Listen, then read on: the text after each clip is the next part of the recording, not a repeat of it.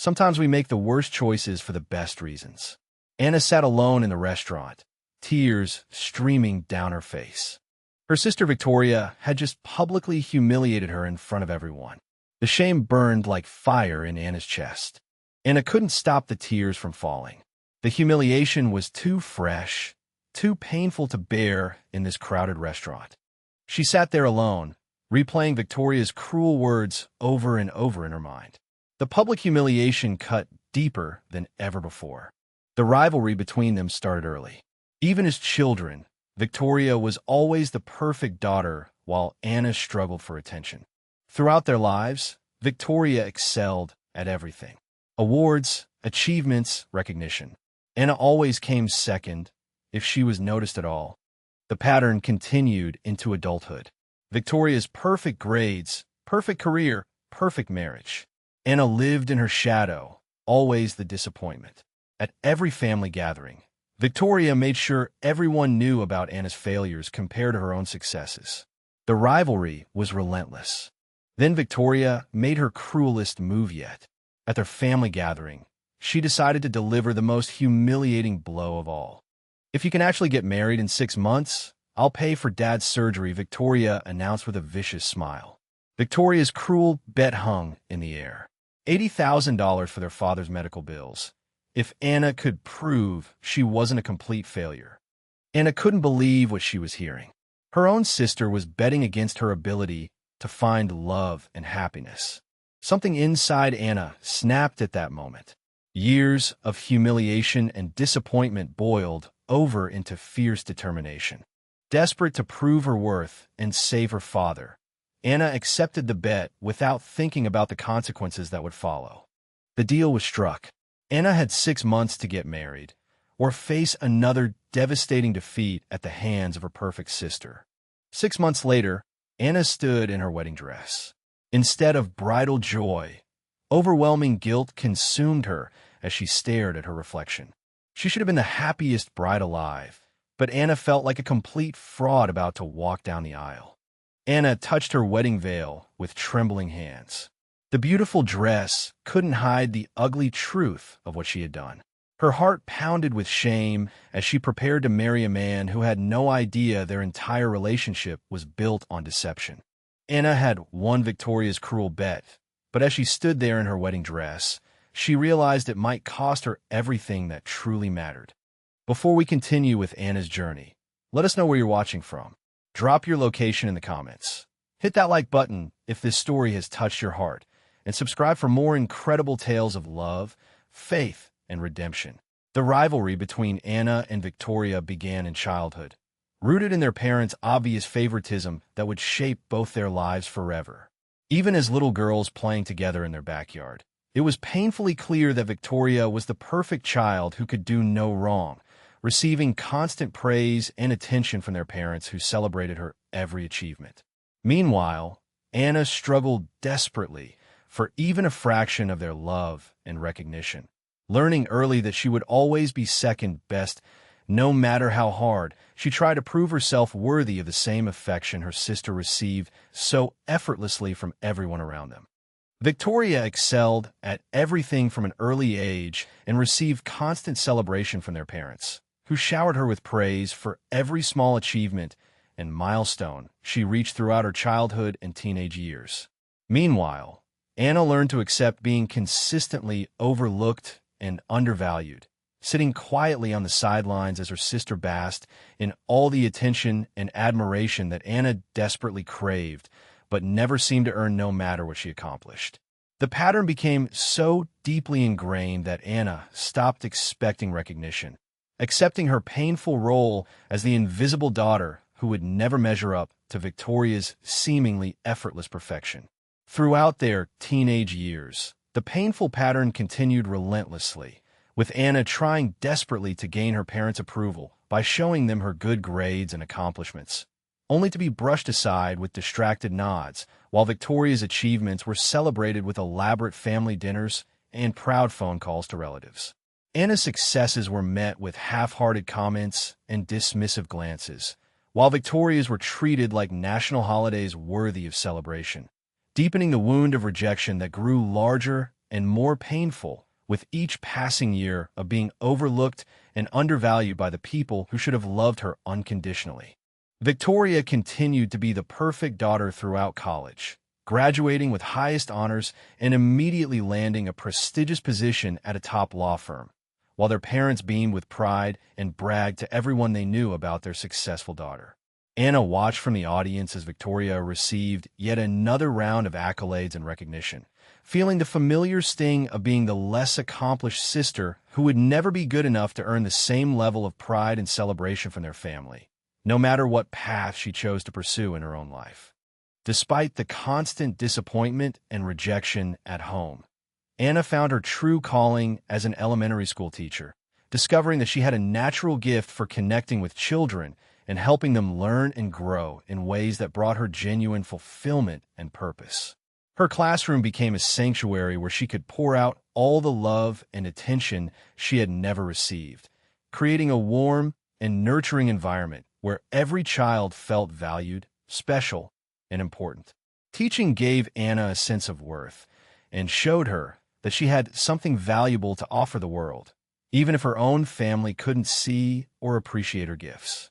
Even in her chosen profession that brought her joy and fulfillment, Anna couldn't escape the shadow of her sister's overwhelming success, as Victoria's achievements in law and her wealthy lifestyle were constantly compared to Anna's modest teacher's salary and simple living situation.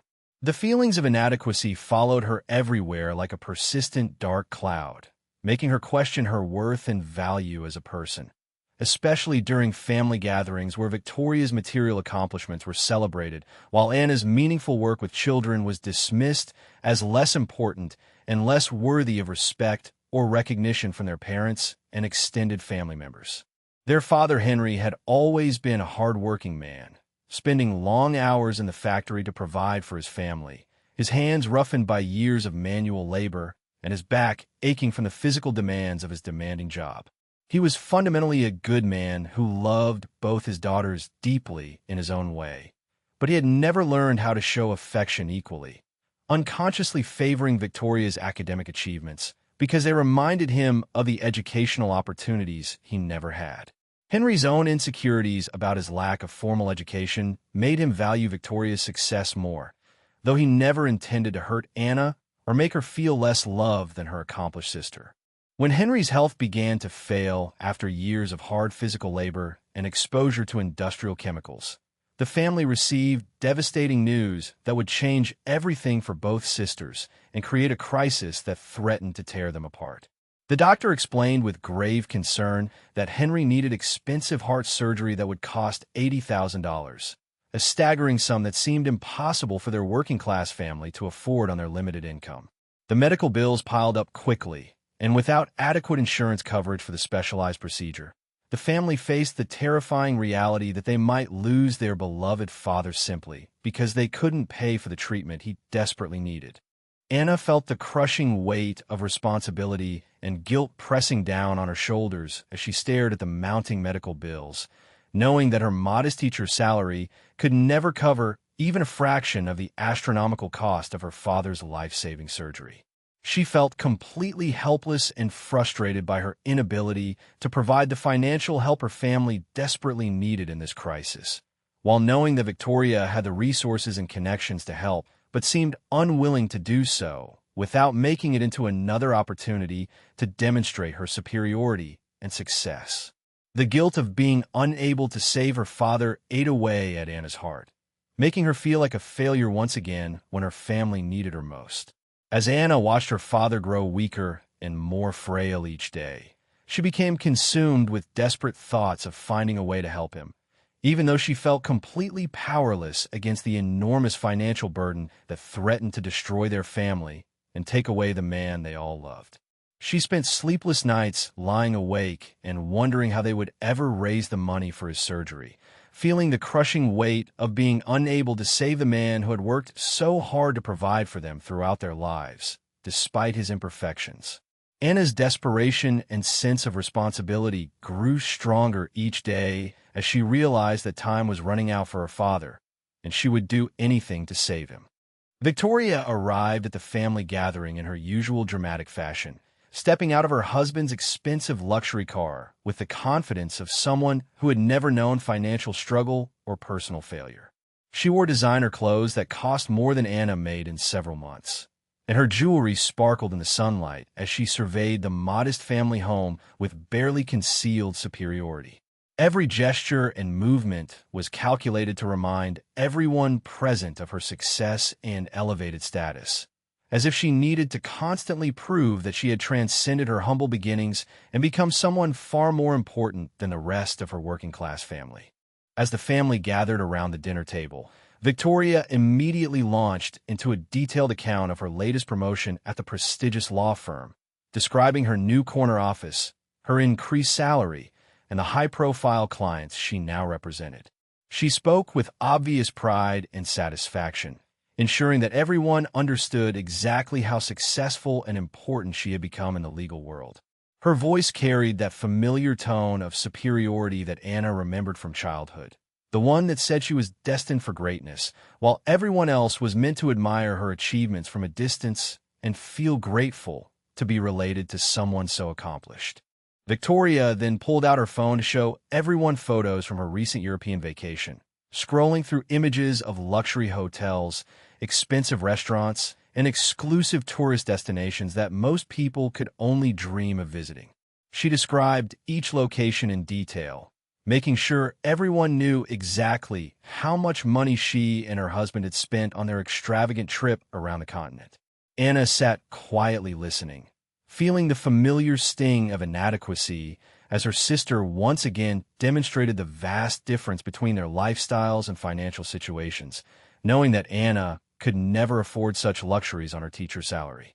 Then Victoria turned her attention directly to Anna with that familiar mocking expression that had tormented her throughout their childhood and continued into their adult years.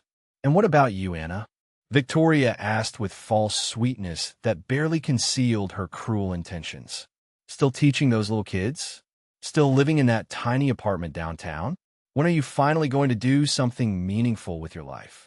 The question hung in the air like a poisoned dart, and Anna felt her cheeks burn with embarrassment as the rest of the family shifted uncomfortably in their seats, knowing that Victoria was about to deliver another one of her devastating verbal attacks. Anna tried to respond about the importance of her work with children and how much she loved teaching, but Victoria cut her off with a dismissive wave of her hand and a cruel laugh that echoed through the dining room. "Teaching," Victoria said with obvious disdain, "is what people do when they can't succeed at anything else. It's a dead-end job for people without ambition or real talent. You could have been something important, Anna, but instead you chose to waste your life playing with children and making barely enough money to survive." The words hit Anna like physical blows, each one designed to tear down her self-worth and remind her of her supposed failures and shortcomings. Victoria's attack grew more vicious and personal as she continued, her voice rising with each cruel word she spoke. "Look at you, Anna, 29 years old and still single, still struggling to pay your bills, still living like a college student instead of a real adult with responsibilities and achievements. When are you going to stop being such a disappointment to this family and actually accomplish something worthwhile with your pathetic excuse for a life?" The room fell silent except for Victoria's harsh breathing, and Anna felt tears beginning to form in her eyes as her sister's words cut through her heart like a knife, exposing every insecurity and fear she had ever harbored about herself. But Victoria wasn't finished with her brutal assault on Anna's character and life choices. "The worst part," she continued with a cruel smile that revealed how much she was enjoying Anna's pain and humiliation, "is that you'll never change. You'll always be the family failure, the one who never lived up to her potential, the disappointment who settled for mediocrity because she was too scared to try for something better. Maybe it's time you accepted that some people are meant to be successful and others are meant to serve them." The cruelty of her words shocked even the other family members, who began trying to intervene and change the subject, but the damage had already been done. Victoria leaned forward across the table with a malicious expression that Anna had never seen before, as if something dark and twisted had been unleashed from deep within her sister's heart. "You know what your real problem is, Anna? Victoria asked with venom dripping from every word. You're alone because no decent man would ever want someone like you. You have nothing to offer except your pathetic little teacher's salary and your naive dreams about helping children. No successful man is going to waste his time on a woman who can't even take care of herself, let alone contribute to a real partnership. The attack was so personal and devastating that Anna felt her world crashing down around her. Then Victoria delivered the final, most devastating blow of her verbal assault, the words that would change everything between them forever. Here's what I'll do for you, Anna, since I'm feeling generous and I want to help my poor, pathetic little sister, Victoria said with mock sympathy that made her cruelty even more unbearable. If you can actually manage to get married within the next 6 months, which we both know is impossible, I'll pay every penny of Dad's medical bills. $80,000, just like that. But when you fail, like you always do, you'll finally have to admit that you're exactly the loser I've always said you were. The cruel bet hung in the air like a challenge that would determine Anna's entire future. Something inside Anna snapped at that moment, years of humiliation and pain suddenly transforming into fierce determination and angry resolve that surprised everyone in the room, including herself. She stood up slowly, her hands clenched in a fist at her sides, her eyes blazing with a fire that Victoria had never seen before in her supposedly weak little sister. You're on, Anna said in a voice that shook with emotion but carried absolute conviction. 6 months. I'll get married. I'll prove you wrong about everything. And when I do, you'll pay for Dad's surgery and you'll never speak to me like that again. The words came out before Anna could stop them, sealing her fate and setting in motion events that would change her life forever.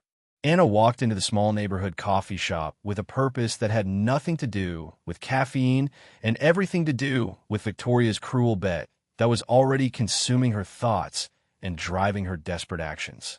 She had been searching for potential targets for weeks, visiting different places where she might meet vulnerable men who could be manipulated into a quick relationship and marriage within her impossible 6-month deadline.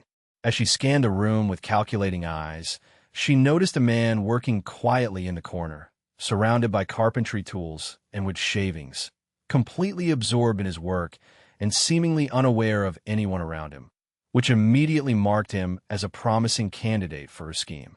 Marcus sat hunched over his carpentry project, carefully sanding a wooden cabinet door that he was refinishing for the coffee shop's renovation. But his movements were slow and mechanical, lacking the joy that should come from doing work he loved. There was a deep sadness etched in his features, the kind of grief that comes from losing someone precious and irreplaceable. And Anna could see immediately that this was a man who was still struggling with profound loss.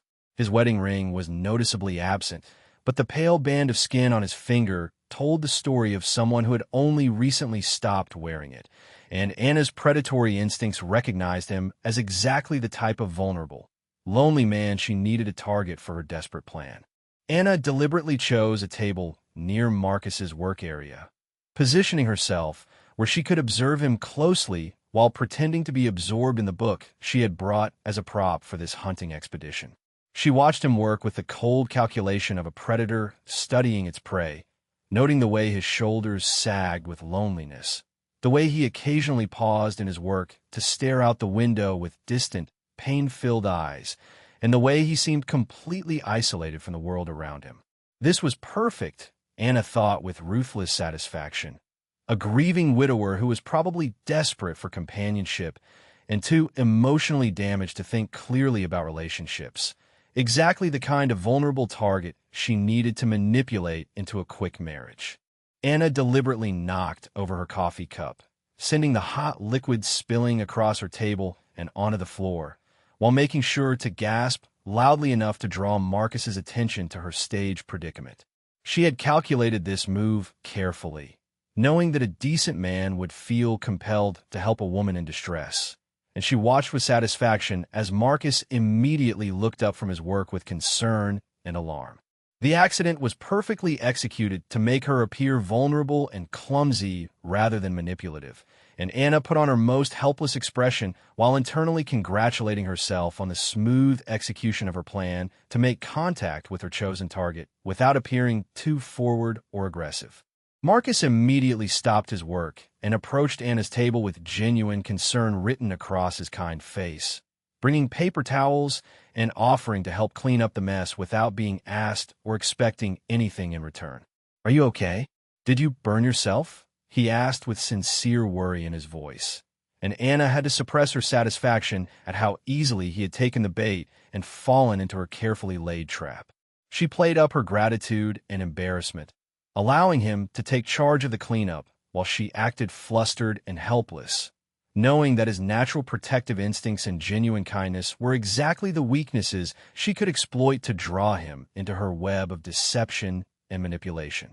As they cleaned up together, Anna deliberately steered their conversation toward more personal territory, asking carefully crafted questions designed to make Marcus reveal his emotional vulnerabilities and current life situation.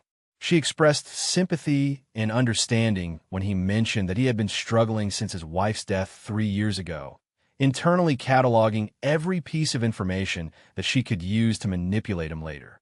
When Marcus spoke about how lonely the house felt without Sarah and how he threw himself into his carpentry work to avoid thinking about his loss, Anna recognized the perfect opening she had been waiting for: a deeply wounded man who was starving for companionship and emotional connection, exactly what she needed to execute her plan. Anna listened to Marcus talk about his late wife, Sarah, with an expression of compassionate interest that was entirely fabricated, while internally calculating how she could use his grief and loneliness to her advantage in winning Victoria's bet. She made all the right sympathetic sounds and asked the appropriate follow-up questions, drawing him out about his loss and his struggle to move forward, all while thinking about how his emotional vulnerability made him the perfect target for manipulation. When Marcus mentioned that he had been thinking about starting to date again, but wasn't sure he was ready, Anna felt a surge of predatory excitement, knowing that she had found exactly what she was looking for: a man so damaged and desperate for connection that he would be easy to rush into a relationship. Anna strategically mentioned that she had been attending the local church, carefully watching Marcus's reaction and feeling triumphant when his face lit up with interest and connection. When he revealed that he attended the same church but at different service times, Anna knew she had struck gold. Not only was he vulnerable and lonely, but they also shared a faith connection that she could exploit to make their relationship seem divinely ordained rather than coldly calculated. She could already see how she would use their shared church attendance to engineer coincidental meetings and create the impression of a natural, faith-based romance that would make Marcus more likely to trust her and move quickly toward marriage without questioning her motives or timeline. With calculated precision, Anna suggested that they should attend church together sometime, perhaps sitting together during the service and getting coffee afterward to continue their conversation about faith and life. She watched with satisfaction as Marcus's lonely eyes filled with hope and gratitude at the prospect of having someone to share his spiritual journey with, completely unaware that Anna was coldly manipulating his religious beliefs and emotional needs for her own desperate purposes. Marcus eagerly agreed to meet her at church the following Sunday, and Anna mentally congratulated herself on how easily she had hooked her target and begun reeling him in, knowing that his grief and loneliness would make him grateful for any attention and companionship she was willing to provide. As Anna left the coffee shop that afternoon, she felt a cold satisfaction at how perfectly her plan had worked and how easily she had identified and targeted the ideal victim for her scheme to win Victoria's bet. Marcus was exactly what she needed: a grieving widower who was emotionally vulnerable, desperate for companionship, and naive enough to believe that their meeting was a blessed coincidence rather than a calculated hunt. She had already begun planning their casual encounters at church and around town, knowing that his loneliness and gratitude would make him easy to manipulate into a quick relationship and marriage, while Marcus remained completely unaware that the kind, sympathetic woman he had just met was actually a predator who saw him as nothing more than a means to an end. Anna positioned herself strategically at the church entrance on Sunday morning, timing her arrival perfectly to intercept Marcus as he walked up the steps, making their encounter appear completely coincidental rather than the carefully orchestrated manipulation it actually was.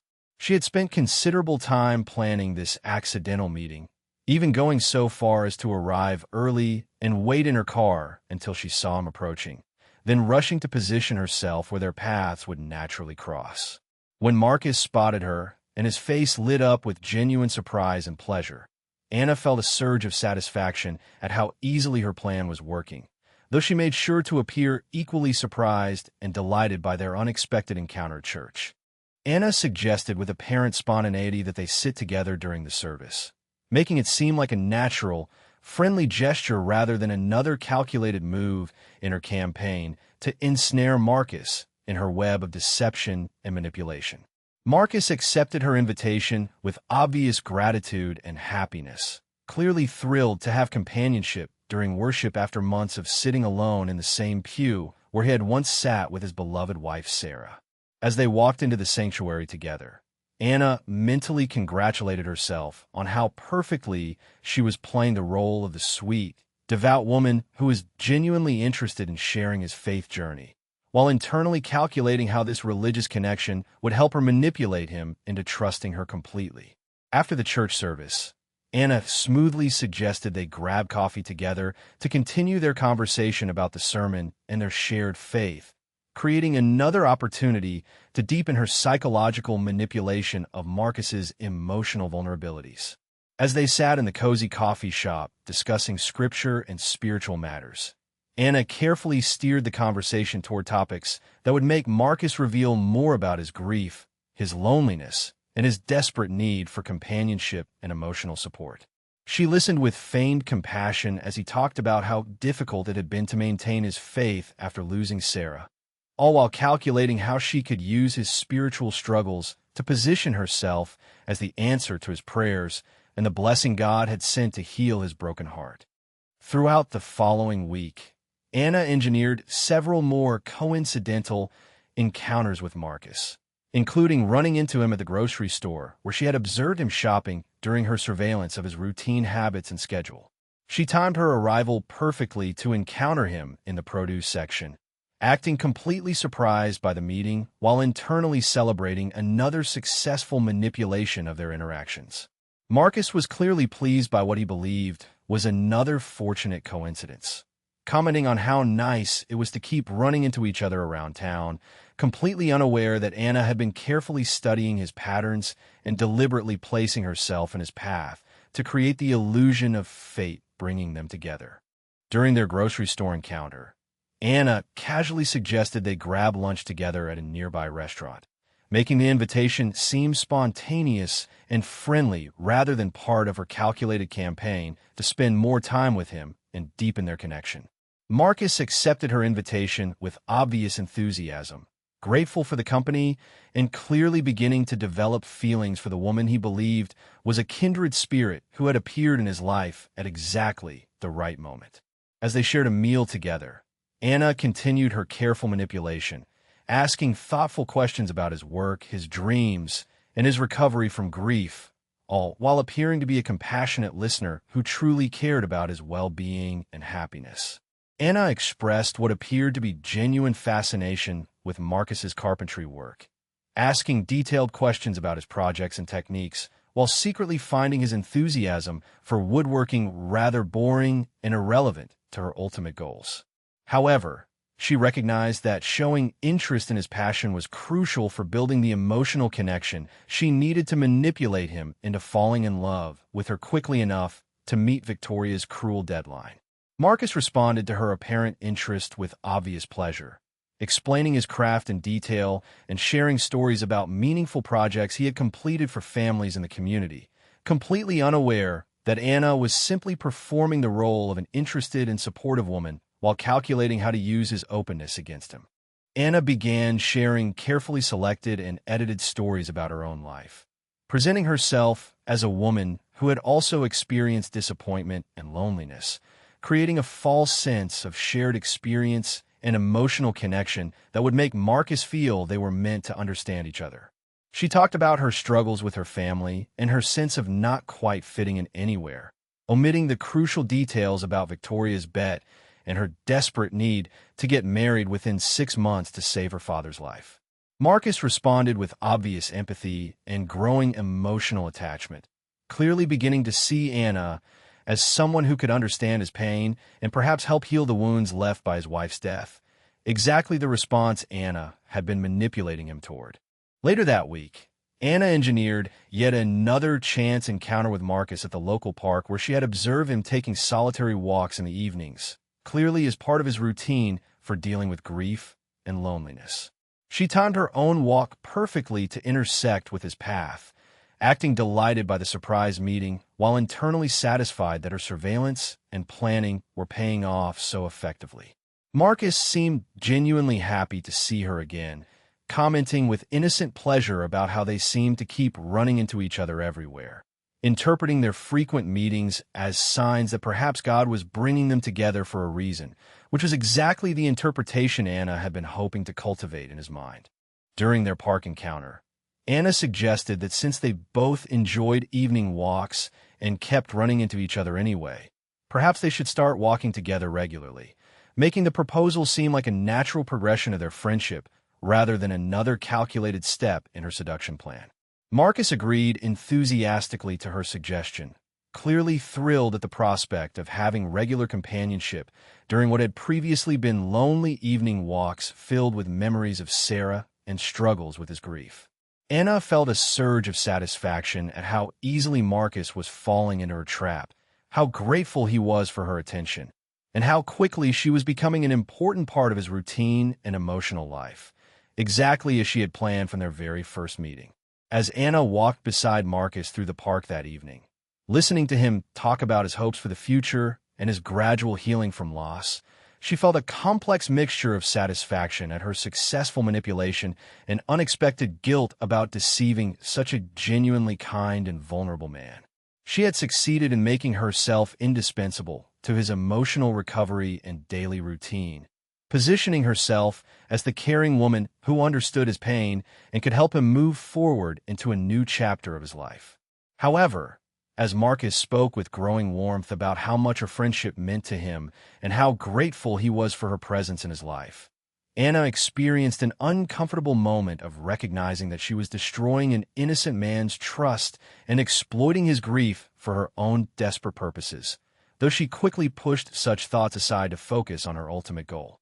3 months into their relationship, Marcus had planned a special romantic dinner at his home, spending hours preparing Anna's favorite meal and decorating his dining room with candles and fresh flowers from his garden.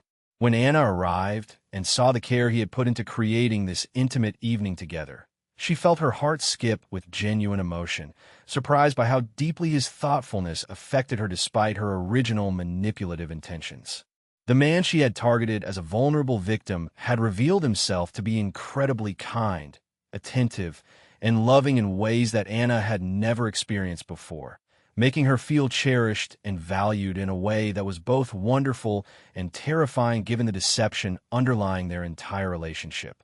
As they sat across from each other at the candlelit table, Marcus reached across to take Anna's hands in his own, his eyes filled with an emotion so deep and genuine that Anna felt her carefully constructed walls beginning to crumble despite her best efforts to maintain emotional distance. "Anna," he said softly, his voice trembling with feeling, "I never thought I could feel this way again after losing Sarah. You've brought light and hope back into my life when I thought I would spend the rest of my days alone with my grief." His words hit Anna like a physical blow, forcing her to confront the reality that this man had fallen completely and genuinely in love with her, while she had entered their relationship as a calculated deception to win a cruel bet. Before Anna could fully process the emotional weight of Marcus's declaration, he surprised her by getting down on one knee beside her chair and pulling out a small velvet ring box that made Anna's heart stop with a mixture of triumph and horror. "Anna, will you marry me?" he asked with such vulnerable hope and love in his voice that Anna felt her world tilt off its axis as she realized that her manipulation had worked perfectly, perhaps too perfectly. The proposal she had been working toward for months was finally happening, but instead of feeling victorious about winning Victoria's bet, Anna found herself overwhelmed by the magnitude of Marcus's genuine love and the crushing weight of her own deception and betrayal of his trust. Anna stared at the beautiful engagement ring through tears that she couldn't control, knowing that she should feel nothing but satisfaction at successfully manipulating Marcus into proposing within her 3-month timeline, but instead experiencing a confusing rush of genuine emotion that threatened to destroy her carefully maintained emotional detachment. The ring was modest but perfect, clearly chosen with love and careful consideration of her taste, rather than as a display of wealth. And Anna realized that Marcus had probably spent a significant portion of his savings on it, because he wanted to give her something beautiful and meaningful. The thought of his sacrifice and genuine love made her feel sick with guilt, even as she knew she had to say yes to save her father's life. Yes, Anna whispered through her tears, the word coming out before she could stop it, and she watched Marcus's face transform with pure joy and relief as he slipped the ring onto her finger with hands that shook with emotion. As he stood up and pulled her into his arms, spinning her around the dining room while laughing with happiness, Anna felt her heart breaking and soaring simultaneously, caught between the triumph of achieving her goal and the devastating realization that she was genuinely falling in love with the man she was betraying. Marcus's joy was so pure and complete that Anna couldn't bring herself to feel anything but guilt about the deception that had brought them to this moment, even though she knew she was one step closer to saving her father's life. As Marcus held Anna close and kissed her with all the love and gratitude in his heart, she found herself kissing him back with genuine passion and emotion that had nothing to do with her original manipulation and everything to do with the real feelings that had somehow developed despite her best efforts to remain detached. She could taste the salt of her own tears on her lips, not sure if they were tears of joy or guilt, but knowing that something fundamental had shifted in her heart during this proposal that was supposed to be the culmination of her calculated plan. Marcus whispered promises of a life they would build together, the family they would create, and the love that would last forever, each word driving deeper into Anna's conscience like a knife as she realized how completely she had betrayed this good man's trust.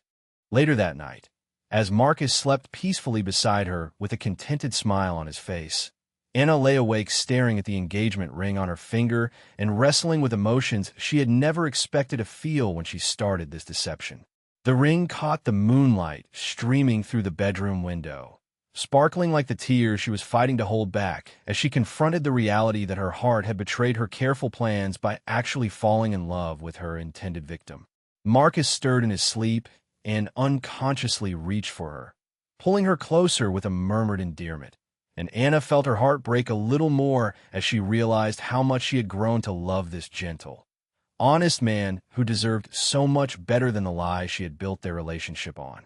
The next morning, Anna stood in front of her bathroom mirror, getting ready for work, touching her engagement ring and trying to reconcile the woman she saw reflected back at her with the calculating manipulator she had been just 3 months earlier.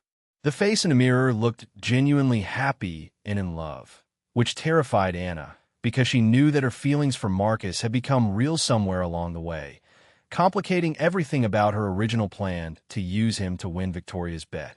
She tried to remind herself that she was doing this to save her father's life, that the ends justified the means, but the guilt and genuine love warring in her heart made it increasingly difficult to maintain that rationalization when she looked at Marcus's trusting face every day. Anna forced herself to call Victoria to announce her engagement, knowing that her sister would be shocked and possibly suspicious about the speed of the relationship, but needing to prove that she was making progress toward winning the cruel bet. Victoria's voice on the other end of the phone was filled with disbelief and barely concealed irritation as Anna described Marcus and their upcoming wedding plans, clearly frustrated that her supposedly hopeless little sister was actually succeeding at the impossible task Victoria had set for her. The conversation left Anna feeling dirty and manipulative all over again, as if talking to Victoria reminded her of the calculated origins of her relationship with Marcus and tainted the genuine love that had somehow grown between them despite her original deceptive intentions. As Anna sat in her apartment that evening, looking at a calendar and counting down the remaining months until Victoria's deadline, she felt the full weight of what she had accomplished and what she still had to hide from the man she now genuinely loved with all her heart. She had successfully manipulated Marcus into falling in love with her and proposing marriage within her timeline, which meant she was on track to win Victoria's bet and save her father's life, but the victory felt hollow and poisonous now that her own feelings had become real. Anna stared at the engagement ring on her finger and wondered if it was possible to build a genuine marriage on a foundation of lies, or if the truth would eventually destroy the love that had somehow grown between them despite the deception that brought them together. The wedding preparations began with Anna and Marcus spending every free moment planning their intimate ceremony, choosing flowers, selecting music, and finalizing details for their special day just weeks away. Anna found herself genuinely excited about many aspects of the planning, especially when she saw how happy and radiant Marcus looked as he talked about their future together as husband and wife. Despite the guilt that constantly gnawed at her conscience, Anna couldn't deny that part of her was truly looking forward to marrying this wonderful man who had brought so much love and joy into her life, even though she knew their relationship was built on the foundation of her desperate deception and manipulation.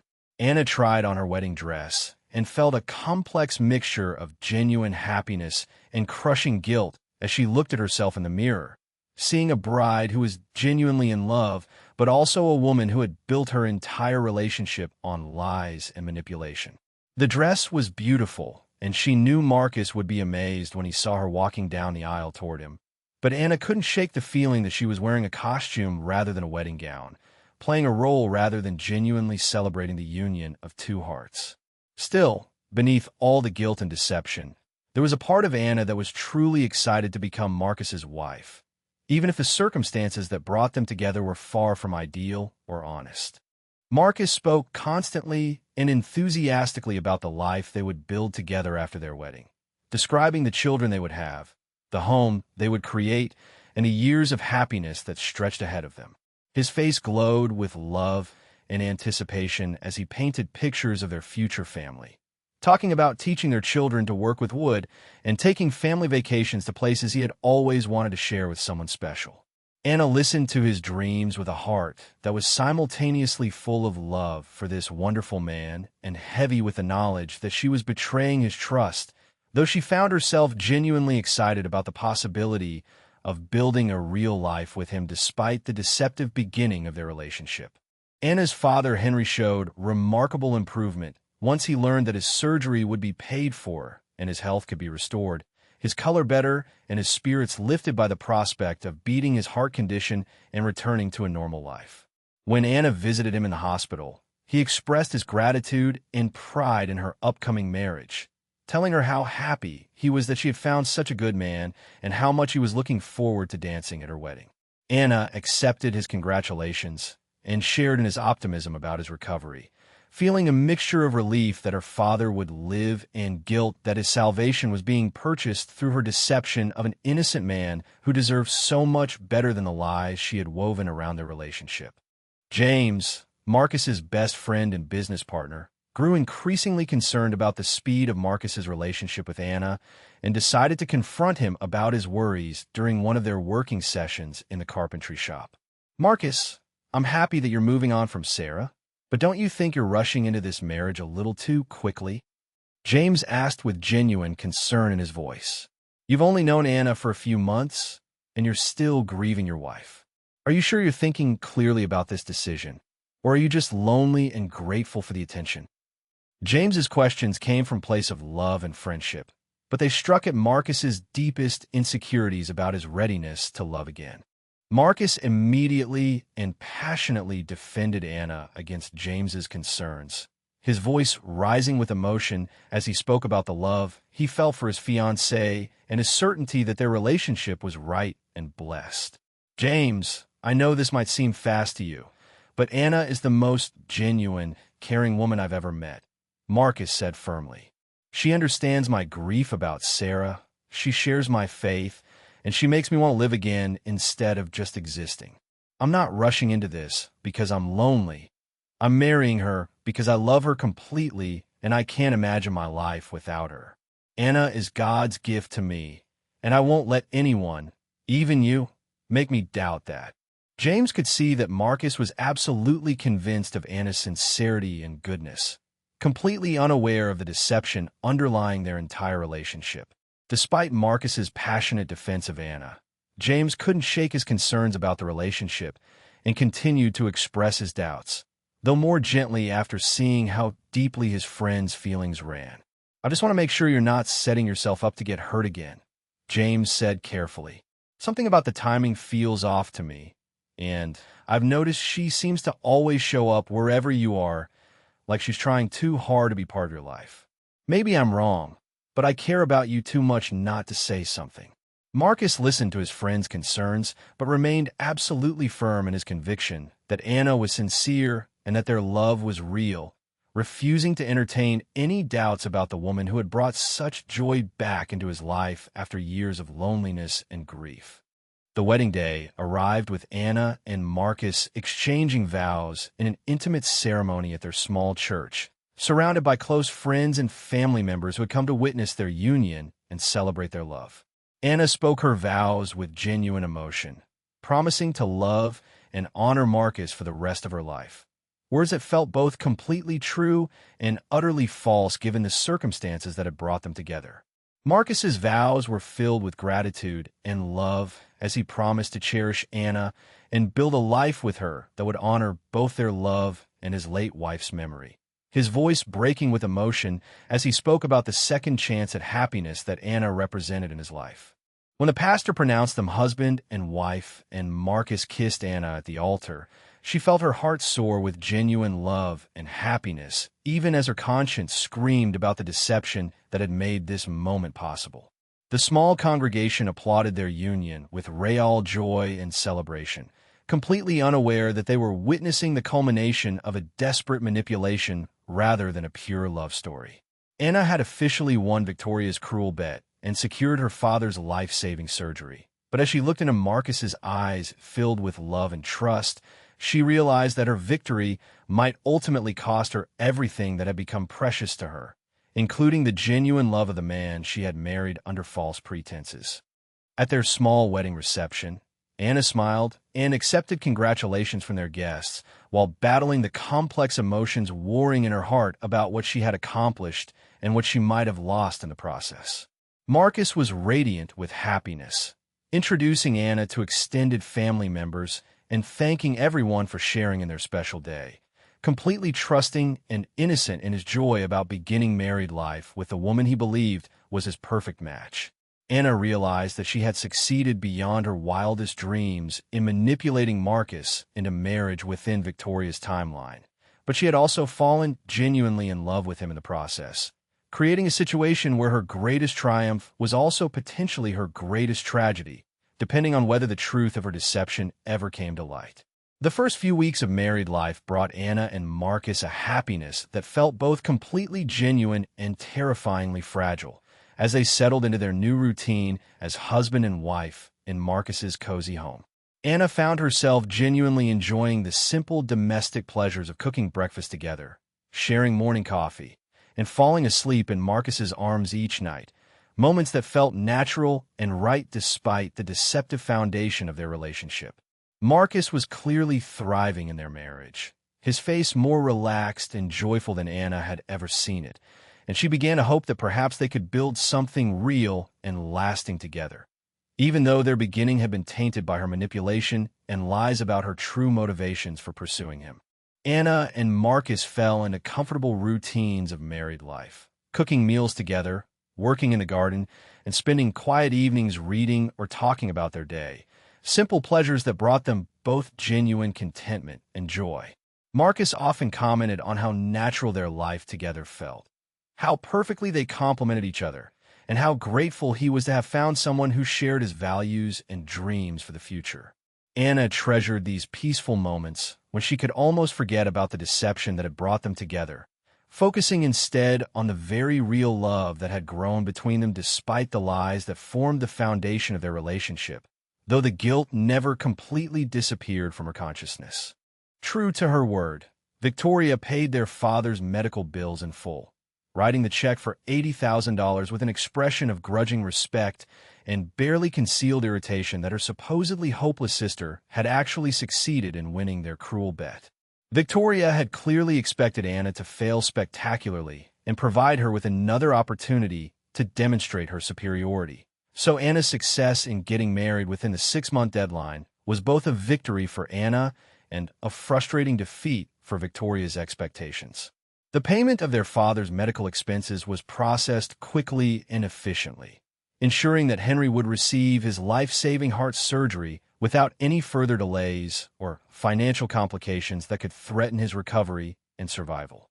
Anna's father, Henry, underwent his heart surgery successfully and began recovering well, his health improving dramatically once the damaged areas of his heart were repaired and his circulation restored to normal function. When Anna visited him in the hospital during his recovery, Henry expressed his deep gratitude for her sacrifice in getting married so quickly to ensure that his medical bills would be paid, though he had no idea of the true nature of the arrangement Anna had made with Victoria. Anna accepted his thanks while feeling sick with guilt about the way she had manipulated Marcus to achieve this outcome, knowing that her father's recovery and survival had been purchased through the betrayal of an innocent man's trust and love, though she tried to focus on the positive outcome for her family. Anna began to believe that perhaps she could keep her secret forever and build a genuine, loving marriage with Marcus based on the real feelings that had developed between them over the months of their relationship. She threw herself into creating a warm, welcoming home for them both, decorating their space with wedding photos and combining their belongings in ways that made their house feel like a true partnership and shared life. Marcus responded enthusiastically to Anna's efforts to build their home together, frequently commenting on how much he loved being married to her and how their house had been transformed from a lonely bachelor's dwelling into a real family home filled with love and laughter, which made Anna feel both happy and guilty about the deception underlying their domestic bliss. James happened to be having lunch at a restaurant when he overheard a conversation at the next table that made his blood run cold and confirmed all of his worst suspicions about Anna's true motivations for marrying his best friend. Two women were discussing Anna's marriage with obvious knowledge of insider information, and James heard enough details about a bet involving Anna's sister and medical bills to realize that Marcus had been manipulated and deceived in the cruelest possible way. James sat frozen in his chair as the pieces fell into place, understanding that Anna had targeted Marcus specifically because of his vulnerability and grief, using his loneliness and need for companionship as weapons against his own heart in pursuit of some twisted family competition that treated human emotions like gambling chips. James spent the rest of that day struggling with the terrible knowledge he had accidentally acquired, torn between his loyalty to Marcus and his horror at the realization that his best friend had been systematically manipulated and betrayed by the woman he loved and trusted completely. James walked through the park where he and Marcus had often talked about life and relationships, trying to figure out how to handle this devastating information without destroying his friend's happiness and faith in love. He knew that Marcus was genuinely happy in his marriage and believed completely in Anna's love and sincerity, which made the truth even more cruel and difficult to contemplate revealing, especially since it would shatter Marcus's world and potentially destroy his ability to trust anyone ever again. After much agonizing deliberation, James decided that he couldn't keep this terrible secret from Marcus, knowing that his friend deserved to know the truth about his wife's deception, even if it would cause him unbearable pain and heartbreak. James called Marcus and asked to meet with him privately, his voice heavy with the weight of what he was about to reveal and the knowledge that he was about to destroy his best friend's happiness and faith in the woman he loved. The phone call was brief and tense, with James unable to explain over the phone what he needed to discuss. But Marcus could hear the serious, urgent tone in his friend's voice and agreed to meet with him immediately, though he had no idea that his world was about to be turned upside down. James told Marcus everything he had overheard about the bet between Anna and her sister, watching in horror as his friend's face transformed from confusion to disbelief to devastating comprehension of how completely he had been manipulated and betrayed.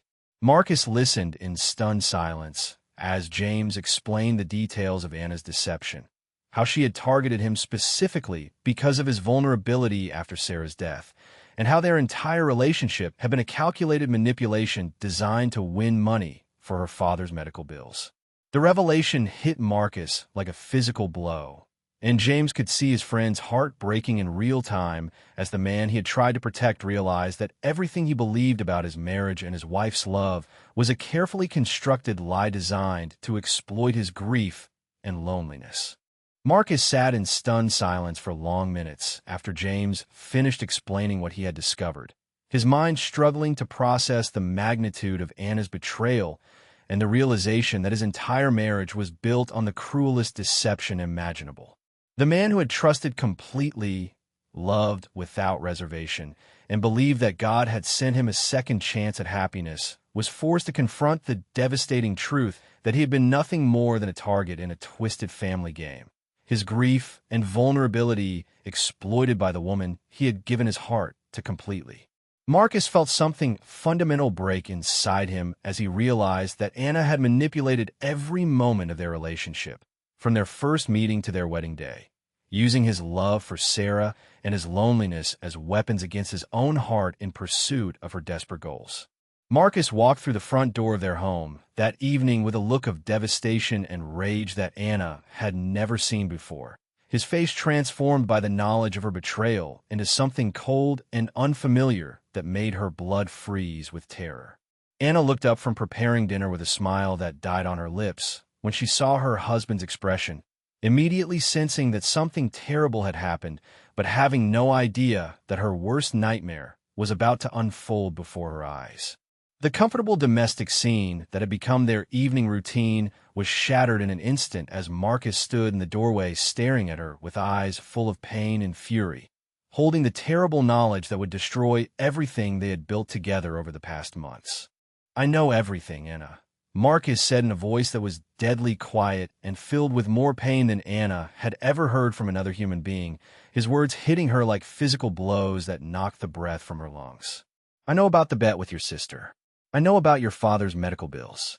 I know that you targeted me specifically because I was grieving and vulnerable, and I know that our entire relationship has been nothing but a calculated lie designed to manipulate me into marriage."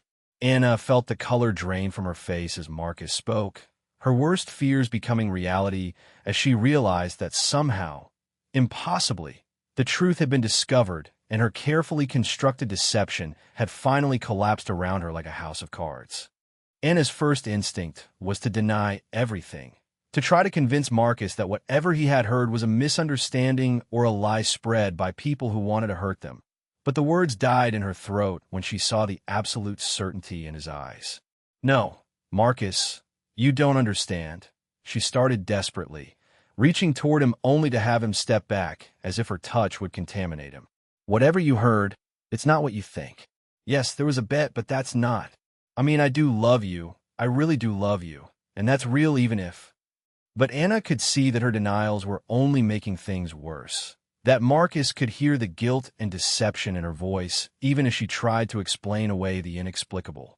Faced with Marcus's unwavering certainty and the impossibility of maintaining her lies any longer, Anna broke down completely and confessed everything through desperate tears, telling him about Victoria's cruel bet, about her father's medical crisis, and about how she had initially approached their relationship as a calculated manipulation to save her father's life.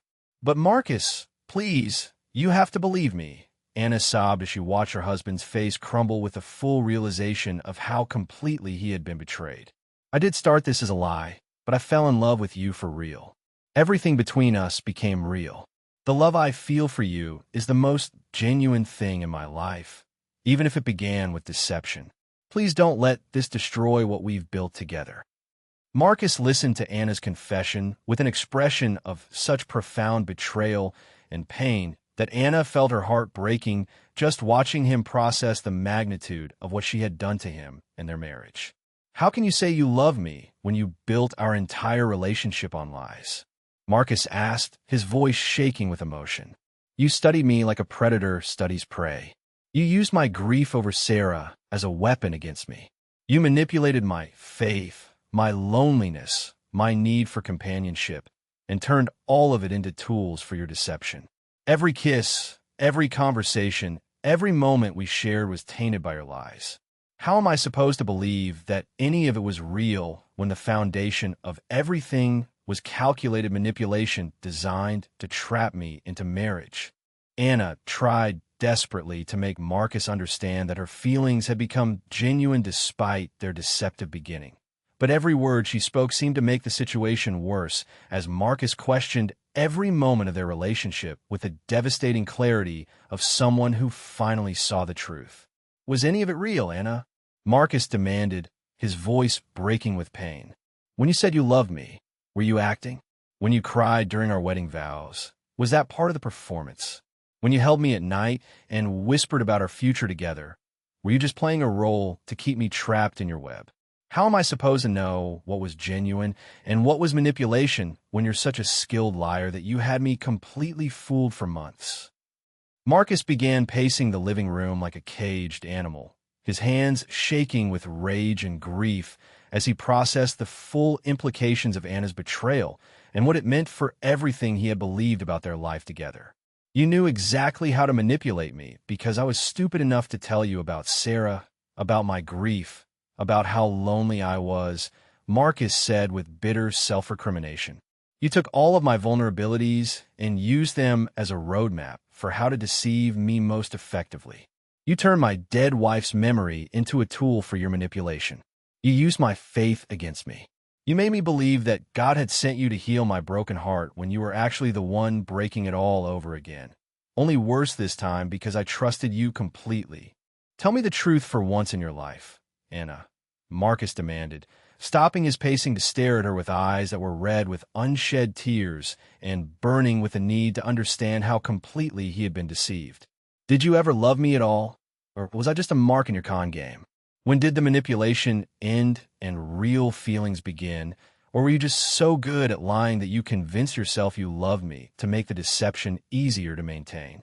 I need to know if there was ever one genuine moment between us, or if I've been living in a complete fantasy for the entire time we've been together. Anna could see that Marcus was desperate for some piece of their relationship to be real and untainted by her deception. But she had no idea how to convince him that her love was genuine when everything else had been built on lies. Without waiting for Anna's answer to his desperate questions, Marcus turned and walked toward their bedroom to pack his belongings, his shoulders set with the determination of a man who had made an irrevocable decision about his future. Anna followed him, pleading desperately for him to stay and work through this crisis together, begging him not to throw away everything they had built just because of how it had begun. But Marcus moved through their bedroom like a stranger collecting his possessions from a hotel room. Marcus, please don't leave me, Anna sobbed as she watched him pack his clothes with mechanical efficiency. I know I betrayed your trust, but we can work through this. The love between us is real now, regardless of how it started. Please give us a chance to rebuild on an honest foundation. Marcus paused at the front door with his suitcase in hand, turning back to look at Anna one last time with an expression of such profound sadness and betrayal that she knew she would remember it for the rest of her life. I don't know if I can ever trust you again, Anna, he said quietly, his voice heavy with the weight of their destroyed marriage. I don't know if I can ever believe another word you say, or if I can ever look at you without seeing the woman who manipulated my grief and exploited my loneliness for her own purposes. I need time to figure out if there's anything left of our marriage worth saving, or if it was all just an elaborate lie from beginning to end. With those devastating words, Marcus walked out the door, leaving Anna alone in the home they had shared as husband and wife, surrounded by the wreckage of the love she had destroyed through her deception. For weeks after Marcus left, Anna lived in the hollow shell of what had once been their happy home, surrounded by wedding photos and shared memories that now felt like accusations of her betrayal and deception. She barely ate, couldn't sleep, and found herself unable to focus on anything except the crushing weight of what she had lost through her own manipulative actions and the lies that had destroyed the most precious relationship of her life. Every room in the house reminded her of Marcus and the genuine love they had shared despite the deceptive foundation, making her realize that somewhere along the way, Her calculated manipulation had transformed into the deepest, most authentic love she had ever experienced, which made its loss even more devastating and painful to bear.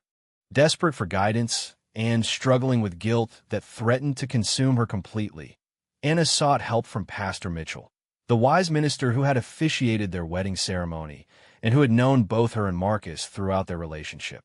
Anna poured out her heart to the pastor, confessing the full truth about the bet, the manipulation, and the genuine love that had grown from such dishonest beginnings, while Pastor Mitchell listened with compassion and wisdom gained from years of counseling people through their darkest moments.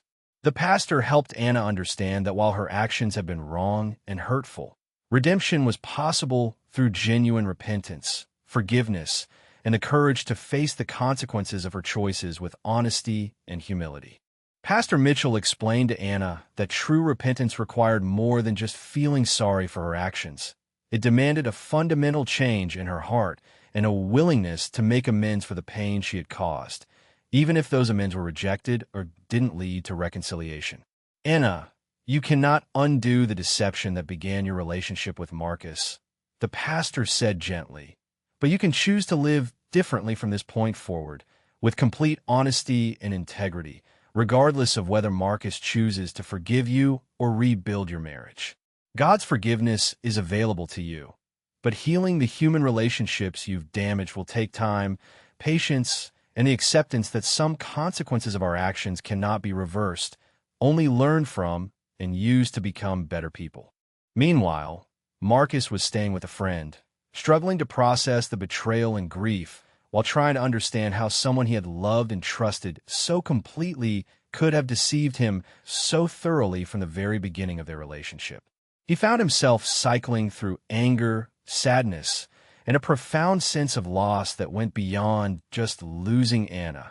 He was also grieving the death of his faith in his own judgment and his ability to trust his heart when it came to love and relationships. Marcus felt like he was mourning not just his marriage, but also his belief in the possibility of genuine love and connection, wondering if he would ever be able to open his heart to another person without constantly questioning their motives and sincerity. Marcus often found himself walking alone through the park where he and Anna had shared so many evening strolls during their courtship, tormented by memories of conversations and moments that he had believed were genuine expressions of growing love, but which he now questioned as carefully orchestrated manipulations. He replayed their entire relationship in his mind, trying to separate what might have been real from what was definitely performance, but finding it impossible to trust his own perceptions when he had been so completely fooled for so long. The places that had once brought him joy now felt like crime scenes where his heart had been systematically broken through calculated deception, making him wonder if he would ever be able to believe in love again, or if Anna's betrayal had permanently damaged his ability to trust and connect with another person. Anna finally confronted Victoria about the cruel bet that had started this entire nightmare, her anger and pain giving her the courage to stand up to her sister in a way she never had before in their lives. "Are you happy now, Victoria?" Anna demanded, her voice shaking with rage and grief. "You got exactly what you wanted. You proved that I'm a failure and a disappointment, and you destroyed the only good thing that ever happened to me in the process. Your cruel game didn't just hurt me. It destroyed an innocent man who never did anything wrong except love someone who didn't deserve his trust. I hope you're satisfied with the damage you've caused, because I will never forgive you for what your bet turned me into, and I will never forgive myself for being weak enough to go along with it." Anna tried to return the money that Victoria had paid for their father's medical bills, wanting to undo at least part of the damage caused by their twisted arrangement, but Victoria refused to take it back with typical cruelty and indifference to the pain she had caused. "A deal is a deal, Anna," Victoria said coldly. "You completed your part of the bargain by getting married within the deadline, so the money stays where it is. Besides, what difference would it make now? Dad's surgery is done, his life was saved, and your marriage is over anyway. You can't undo what you did to that man by returning money that's already been spent on medical bills. You made your choice, and now you have to live with the consequences, just like the rest of us adults do when we make decisions we later regret." When Anna tried to return the money to her father, explaining that she wanted to repay the medical bills herself somehow, Henry refused to take it and told his daughter that while he was grateful for the sacrifice she had made to save his life, he would not allow her to compound her mistakes by taking on crushing debt. "Anna, what you did was wrong, but it came from love and desperation to save my life," Henry said with the wisdom of a man who had nearly lost everything. "I'm alive because of your sacrifice, misguided as it was, and I won't let you destroy your financial future trying to undo what's already been done. Instead of trying to return money that's already saved my life, focus on learning from this experience and becoming the woman you were meant to be, with honesty and integrity guiding your choices from now on." After weeks of separation and soul-searching, Marcus finally agreed to meet with Anna one last time. Though he made it clear that he wasn't promising reconciliation or forgiveness, only a chance for them to have an honest conversation about what had happened and what, if anything, might be salvageable from the wreckage of their marriage.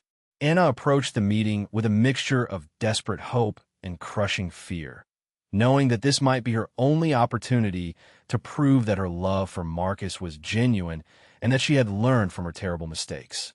She had spent weeks preparing for this conversation, working with Pastor Mitchell on how to express her genuine remorse and love without sounding manipulative or self-serving, understanding that Marcus had every right to reject her attempts at reconciliation and that she would have to accept whatever decision he made about their future. As Anna and Marcus sat across from each other in that final meeting, both of them broken and changed by the events that had torn their marriage apart, Anna spoke with complete honesty about her love for him, her remorse for her deception, and her understanding that trust, once broken so completely, might never be fully repaired. Marcus listened with the guarded heart of someone who had been deeply wounded, but who was also struggling with his own lingering love for the woman who had betrayed him so thoroughly, trying to determine if redemption and second chances were possible when the foundation of their relationship had been built on such calculated lies. What happened in that conversation would determine whether love could truly conquer the deepest betrayal, whether forgiveness was possible in the face of such profound deception, and whether two hearts broken by lies could find their way back to each other through the power of genuine repentance and authentic love. What did you think of Anna and Marcus's incredible journey of love, betrayal, and redemption? Let us know in the comments where you're watching from around the world.